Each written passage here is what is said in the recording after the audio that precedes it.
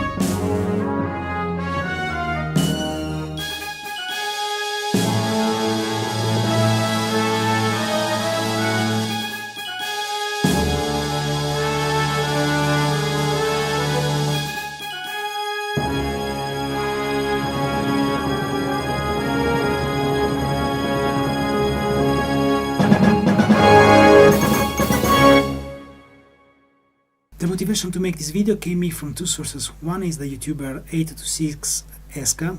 The second source of inspiration is an old video by Jordan Rades, maybe 2002, 2004, where he shows how he programs his Carswell keyboard at a high level of complexity. You will find the two links in the description. To realize this performance, I focused on two main points. First point is the SSS function of the MODX, which allows me to pass seamlessly from a performance to another.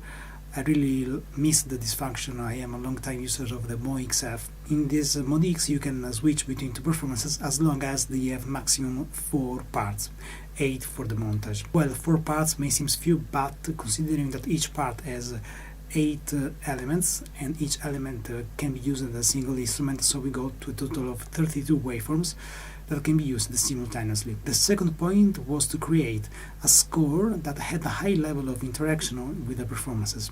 There are 26 performances and each one lasts about 2 to 4 bars. For example, in this bar I want 2 snare hits on the second and the fourth, so I will program the waveform of the snare drum to play only on the notes C to F.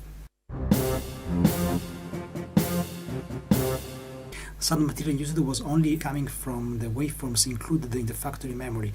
Some are much more improved compared to the Motif MOXF generation. Noting that Alan Silvestri used often an arpeggio with a cymbal, I thought that sampling these two instruments together and often using them as a single waveform to simplify many points, using the convenient function of sampler and auto-sampler function of the MODX.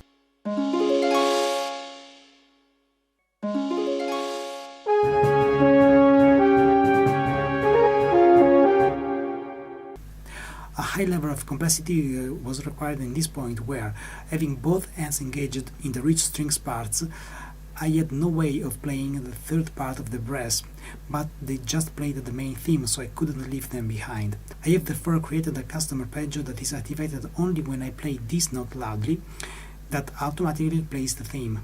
Surely I have to play strictly in time, but the supernova pulsating light helps me keeping the time visually.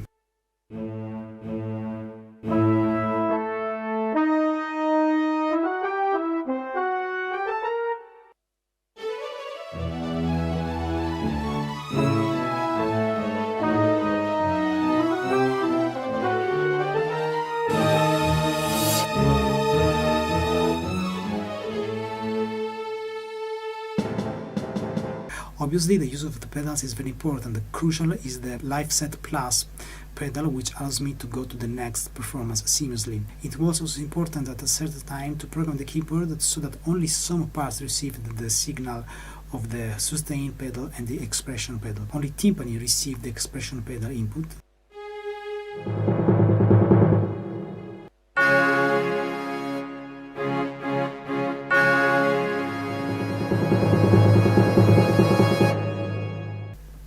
And here the central part of the keyboard does not receive the sustain pedal, and this allows me to keep the higher and lower notes while I play the theme in the middle.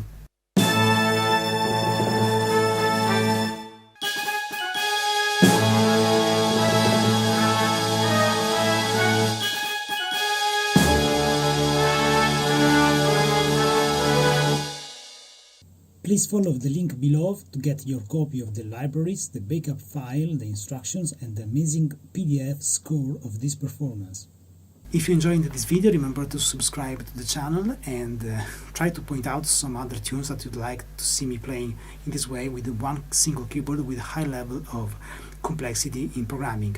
Thanks for watching, peace and love.